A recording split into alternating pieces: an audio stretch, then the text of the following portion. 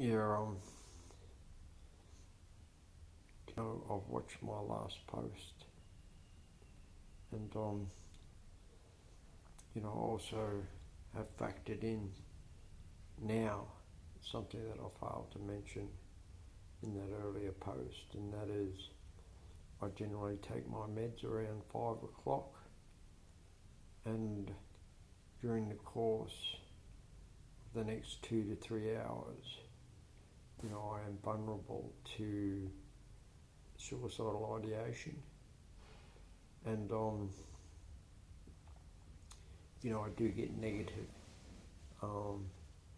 Whether I change meds in order, I don't really know, but I don't have that kind of service available to me here in Cambodia to the same degree as what I do back home in Australia. And a change of meds might limit, how much I can move about, in the sense that, I can afford my medication here in Cambodia. It costs me around $21.60 US a month. And some of the other medications, new atypical antipsychotics are quite expensive. So I'm starting to stabilise again now. It's been about 2.5 to 3 hours. So I feel as though I am getting comfortable again. There's a lot I'd like to discuss, but I'm starting to get some serious reservations about what's appropriate to talk about and what isn't on a public format. So I've had 2 views. I'm a star. Yeah. But yeah. I guess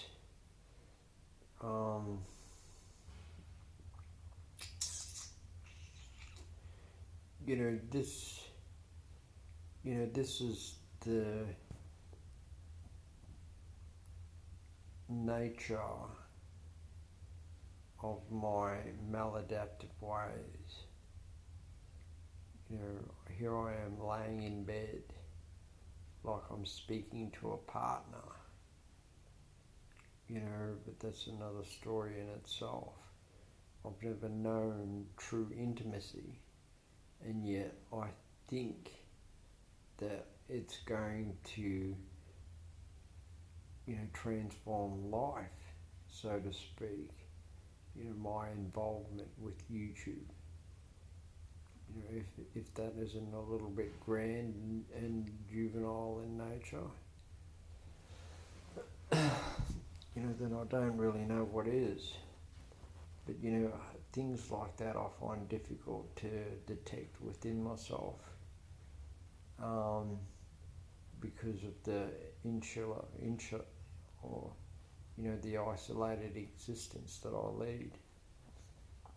Another thing I'd like to discuss is, well, not so much to discuss, but just to put out there, is that I think I'm getting better at being able to discern, what is PTSD and what is, schizoaffective.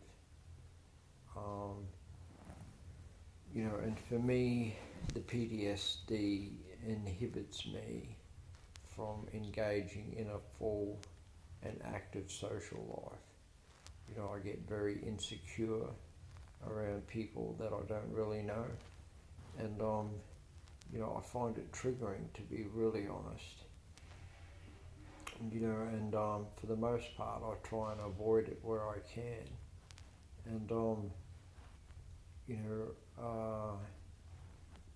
the schizoaffective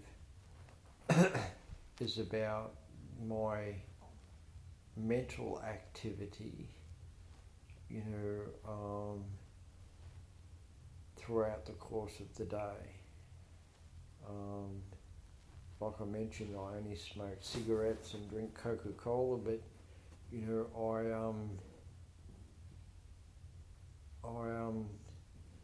go on these tangents, that are just epic and grand in nature. They're not as intense as what they once were. When I was first diagnosed, I had a habit of sticking in my headphones and listening to music at full volume. And I'd cruise around and, with, my mind racing. Not that I knew any different, but I was trying to thread the needle, so to speak, in regards to the internet, my life, my past experiences, my future prospects, the relationships I had going at the time, and trying to figure out a way to undermine the integrity of artificial intelligence, because that thought had me a little neurotic. So where the PTSD comes into play is that when I reflect on trauma in my early childhood, I can only sense the feelings and emotions, in those particular memories. There's like a barrier between myself and those particular feelings. And I guess over the next course of the next few posts, hopefully I'll open up more about that, in the sense, that I may give people a better understanding. But, I'm starting to get a real sense now that in my imagination, it's a bounty, it's a bonanza. I can imagine what it'd be like to be a normal person, and basically from what I perceived through media as to what normalcy would pertain to, and I put myself in those kinds of situations, and I can sense and feel, and it's like I get a sense of normalcy from that. It's taken me a long time to let that go and accept the fact that it's just fantasy, and in reality it's more congruent with what I mentioned before about how I have, a block in my mind, that stops me connecting with or getting overwhelmed by the emotions in the aftermath of certain traumas. So that's more reality based, whereas